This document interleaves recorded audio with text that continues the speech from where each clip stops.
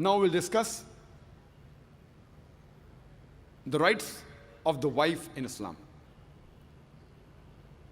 Most of the other religions besides Islam, they consider the woman as an instrument of the devil. But the Quran refers to the woman as a muhsana. Muhsana in Arabic means a fortress against the devil. Because a pious woman who's on the straight path, she prevents the husband from deviating and going on the wrong track and keeps him on the Sirat al-Mustaqim. Therefore, she's called as muhsana, a fortress against the devil. The Quran in Surah Nisa, chapter number 4, verse number 21, refers to marriage, to nikah, as a sacred covenant. It's a sacred covenant, a sacred contract between the husband and wife. The Quran says in Surah Rum, chapter number 30, verse number 21, that we have created for you mates from amongst yourselves, so that you may live with them in tranquility. And He has put love and mercy between your hearts. The beloved Prophet Muhammad Sallallahu Alaihi Wasallam, he said, it's mentioned in Sahih Bukhari, volume number 7, in the book of Nikah, chapter number 3, hadith number 5066. The beloved Prophet said, "O young people, whoever has the means to get married should get married." The beloved Prophet also said, there is no monasticism in Islam. And the Prophet said, anyone who marries, he completes half his deen. Once during question and answer time, there was a person who asked me, that does it mean that if I marry twice, will I complete my full deen? What did the Prophet mean when he said that marriage completes half your deen? Marriage prevents you from promiscuity, from fornication, from homosexuality. Only if you marry do you have an opportunity to be a husband or a wife. Only if you marry do you have an opportunity to be a father or mother, which are very important duties in Islam. So irrespective whether you marry once or twice, you only complete half your deen. In Islam, for a marriage to solemnize, taking the permission of both would be husband and wife, the man and the woman, is equally important. The Quran says in Surah Nisa, chapter number 4, verse number 19, do not inherit the woman against their wishes. There's a hadith which is mentioned in Sahih Bukhari, volume number 7, book of Nikah, chapter number 43, hadith number 5138.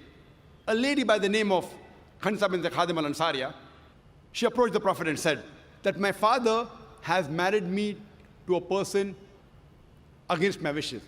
The Prophet, he nullified the marriage. There's another Sahih hadith which is mentioned in Ahmad ibn Hanbal, hadith number 2469, where a lady approaches the Prophet and says that my parents have forced me to marry a man against my wishes. And the Prophet said she has the option of either continuing the marriage or nullifying the marriage. There's a similar hadith mentioned in Ibn Majah, hadith number 1875. It's the same hadith. A woman approaches the Prophet and tells her that my parents have forced me to marry against my wishes. And the Prophet says, you can either continue the marriage or you can nullify the marriage. And the woman says, I continued the marriage, but I wanted the woman to know that the parents cannot force their daughters to marry someone who they don't like.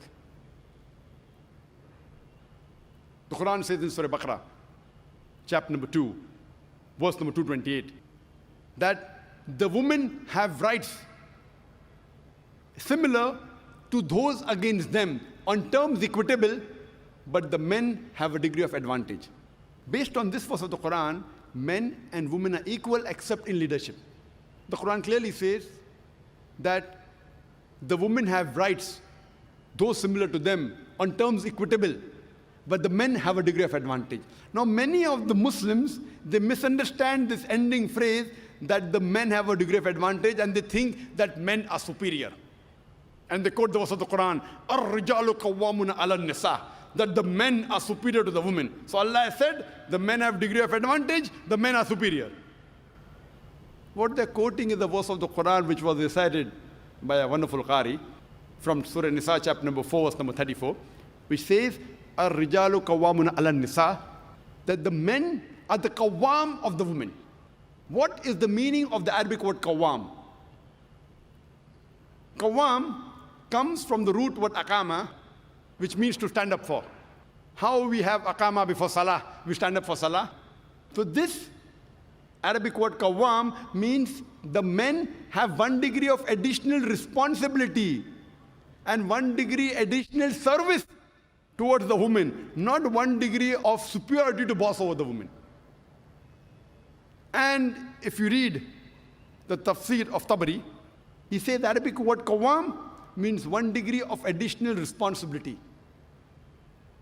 Because if you read the verse ahead, the verse says that Allah has given men more strength than the women. So because of that advantage, it's the duty of the men that they should take care of the woman, they should not boss over her. Furthermore, Quran says in Surah Nisa, chapter number 4, verse number 19, that treat your wives with equity and kindness, even if you dislike her. Means even if you don't like your wife, yet treat her with love and compassion. And treat her kindly, even if you dislike her. Even if you dislike her, treat her with kindness and compassion. And in Islam, we do not consider calling the women as housewives. Housewives. You know, housewife, if you analyze, means she's married to the house. In Islam, we don't consider our women, they're married to the house, to be called housewives. You know, in English we have, what is their profession? Housewife. We in Islam prefer calling the women as homemakers because they make the home, they build the home.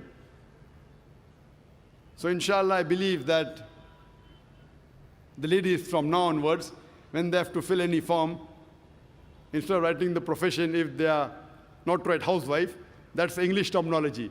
They are marrying you to your house. Prefer mentioning homemaker, because the woman builds the home, they make the home.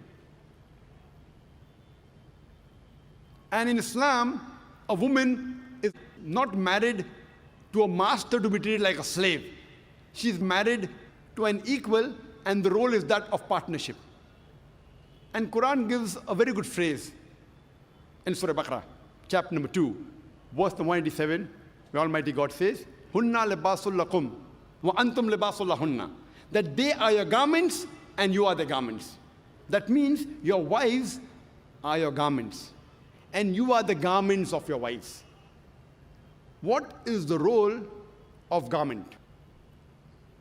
The role of the garments is to beautify, to conceal, to protect. The husband and wife, they conceal each other's faults. They beautify each other. They help each other. It is the role of hand and glove.